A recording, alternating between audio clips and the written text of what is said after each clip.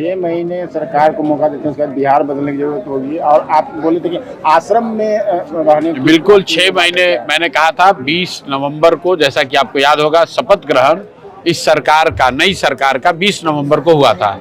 और उस समय हम लोगों ने जनसुराज की ओर से कहा था कि 6 महीने हम लोग इस बार सरकार को समय देंगे कि जिस बदलाव की आशा अपेक्षा बिहार की जनता रखती है वो बदलाव हो। अगर नहीं होगा तो बिहार की जनता की आवाज बनकर उनके साथ जनसुराज के लोग खड़े होंगे। आज 20 तारीख है, 20 तारीख मतलब 6 महीने हो गए। तो मैं कल रात में ही अपना जो मेरा निवास स्थान था उसको छोड़कर पटना IIT के बगल में जो जनसुराज का नया बिहार नवनिर्माण आश्रम बना है, मैं वहां पर शिफ्ट कर गया हूं। अब जब तक बिहार में बदलाव न हो, अगला चुनाव न हो, जनसुराज की व्यवस्था न बन जाए, तब तक वहीं पर रहेंगे। वहीं से जनसुराज का संचालन, जनसुराज के कार्यक्रमों का संचालन होगा। और जहां तक सरकार की बात है तो ये तो बिल्कुल स्पष्ट है कि सिर्फ नेताओं का चेहरा बदला है, बाकी बिहार की समस्याएं जहां थी वहीं पर बनी हुई हैं। पलायन नहीं रुका है। मुख्यमंत्री के तौर पर जिनका चेहरा था वो पलायन कर गए, लेकिन पलायन में कोई परिवर्तन नहीं हुआ। 1 करोड़ रोजगार की बात कही गई, 6 महीना बीत गया, लेकिन उसमें कोई फर्क नहीं आया। यहाँ के लोगों पर, बच्चों पर जो लाठी चलने की परिपाटी यहाँ पर पिछले कई वर्षों से हम लोग देख रहे हैं, TRE के बच्चों के साथ जो दुर्घटना घटी, एक तरह से वो दुर्घटना ही है कि उनको फिर से बुलाकर वहां पर मारा गया है लाठी से, वो भी नहीं बदला है। भ्रष्टाचार कम नहीं हुआ। शिक्षा की जो स्थिति थी वही बनी हुई है। जो बेरोजगारी, अशिक्षा है वो जैसे जस का तस बना हुआ है। लोगों ने वोट दिया, 6 महीने के बाद वही व्यवस्था बनी हुई है। 2 लाख रुपया भी नहीं मिला। 2 लाख रुपया तो देने वाले भाग गए। जिन्होंने कहा कि मैं 2 लाख रुपए दूंगा, वो तो खुद पलायन कर गए।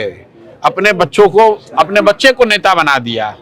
मैं हमेशा से पूरे जनसुराज में कहता हूं कि मेरे भाई, नेताओं ने अपने बच्चों की चिंता की करके रखा हुआ है। नेता का बच्चा चाहे पढ़ा लिखा हो या अनपढ़, नेता का बच्चा नेता बनेगा, राजा बनेगा। और आपके बच्चे, बिहार के युवा जो पढ़े लिखे हैं, जो संघर्ष किया है, जिन्होंने अपनी हड्डी गलाई है, आपके बच्चे मजदूरी करेंगे, बेरोजगार घूमेंगे, क्योंकि आपने अपने बच्चों की चिंता नहीं की। आपने लालू, नीतीश, मोदी का चेहरा देखकर वोट दिया है, तो उनके बच्चे, उनके परिवार वाले आगे बढ़ रहे हैं। आपने अपने बच्चों की चिंता नहीं की, इसलिए आपके बच्चे बेरोजगार और मजदूर हैं। सहयोग शिविर के माध्यम से बिहार की जनता की समस्या का समाधान करने के नया रूप कौन करेगा? सहयोग शिविर उन्होंने शुरू किया। किसने? बिहार सरकार ने नया शिविर शुरू किया जिसमें तमाम समस्याओं का समाधान होगा, ब्लॉक और पंचायत वाइज। इनके जो, जिनके बरदस्त से या जिनके कहने से मुख्यमंत्री ये बने हैं, सम्राट चौधरी जी, उन्होंने 20 यात्रा निकाली, समाधान यात्रा, समृद्धि यात्रा। अभी तो मुख्यमंत्री बनने के बाद समृद्धि यात्रा निकाले थे। बताइए, बिहार में 100 में 60 आदमी दिन में 100 रुपया नहीं कमा रहा है, और बिहार का मुख्यमंत्री समृद्धि का यात्रा निकाल रहे हैं। बिहार का ज्यादातर युवा बेरोजगार मजदूरी कर रहा है 10-12 हजार रुपए के लिए, और बिहार के नेता समृद्धि की यात्रा निकाल रहे हैं। किसकी समृद्धि? समृद्धि यहाँ के नेताओं की समृद्धि हुई है। उन्होंने पैसा कमाया है, यहाँ के अफसरों ने लूटपाट करके समृद्धि बनाई है। बिहार के अफसर इतना पैसे समृद्ध हो गए हैं कि आपके, हमारे बच्चों का जो पैसा लूटा है इन लोगों ने, आपको मैं बता रहा हूं कैमरे पर, बिहार के बड़े अफसर पटना, दिल्ली में घर जमीन नहीं खरीद रहे हैं, ऑस्ट्रेलिया में, इंग्लैंड में प्रॉपर्टी हासिल कर रहे हैं। तो समृद्धि तो यहाँ के नेताओं का हुआ है। समृद्धि शराब बालू माफिया का हुआ है। समृद्धि बिहार के अफसरों का हुआ है। बिहार के सामान्य लोगों की तो कोई समृद्धि हुई नहीं है। तो ऐसी यात्राओं का और ऐसे जनता दरबार का कोई फायदा नहीं है। 20-25 साल से जनता देख रही है। बिहार आज से 20 साल पहले भी देश का सबसे गरीब राज्य, गरीब और पिछड़ा राज्य था, और आज भी देश का सबसे गरीब और पिछड़ा राज्य ही है। मैंने जो एक घोषणा और की थी, इस बार जो मुख्यमंत्री बने हैं, तो अब इनकी प्राथमिकता बिहार से पहले गुजरात होगी। तो आप देख रहे हैं अडानी जी आ गए, अडानी जी आए हैं और कोई आंख का अस्पताल शायद खोलने जा रहे हैं, लेकिन सरकार ने ये नहीं बताया कि पीरपैंती में 30,000 करोड़ का बिजली का भी कुछ घोटाला हो रहा है। उसमें भी उन्हीं का नाम RK सिंह जी, जो यहाँ के पहले भाजपा के ही बड़े नेता हैं, उन्होंने आरोप लगाया है कि 30,000 करोड़ से ज्यादा का उसमें घोटाला हुआ है। तो आंख का अस्पताल खोलने का आश्वासन देके या भ्रम फैला के आपके और हमारे आंख में धूल झोंका जा रहा है।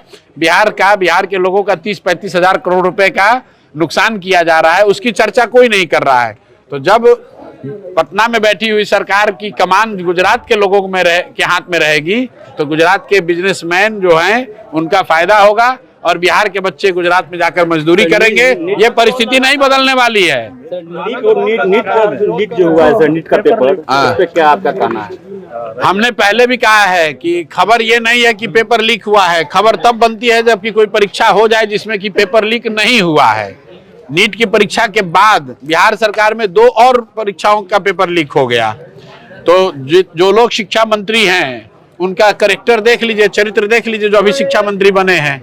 इससे पहले जो शिक्षा मंत्री थे उन्हीं के साथ जो नीट का जो उससे पहले जो पेपर लीक हुआ था, पेपर लीक करने वाला आदमी उन्हीं के साथ उसका फोटो आ रहा है। तो जो चोरी करने वाले लोग हैं उन्हीं के हाथ में जनता ने तिजोरी का चाबी दिया है, तो चोरी तो होगी और पेपर लीक नहीं रुकेगा। मैं आपको ये भी बता देता हूँ, पेपर लीक नहीं रुकेगा, बिहार में भ्रष्टाचार कम नहीं होगा, चाहे जो सरकार दावा कर ले।